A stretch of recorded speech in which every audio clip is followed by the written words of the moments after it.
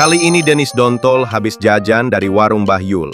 Tetapi di tengah perjalanan pulang, Dontol mendengar suara tangisan bayi dari sebuah selokan. Kira-kira suara apaan itu, woi? Ternyata itu adalah suara tangisan bayi Strawbellina. Udin din din dun sama bayi Sopo. Denis yang khawatir bingung mau selamatin siapa duluan karena akan ada banjir besar di selokan itu 12 detik lagi. Bantu pilihin siapa yang akan Dontol selamatin duluan, guys.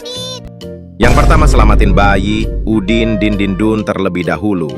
Tetapi jika Dontol menyelamatkannya akan memakan waktu 9 detik karena Udin din dun sangat kuat dan berat. Komen jeruk jika setuju.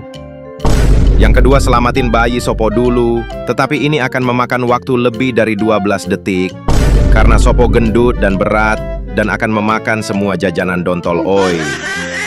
Like jika setuju. Yang terakhir selamatin bayi Strawbellina unyu terlebih dahulu dan akan memakan waktu hanya 2 detik saja dan Strawbellina akan membantu Denis Dontol membawa jajanannya. Subscribe atau lakukan semua jika setuju.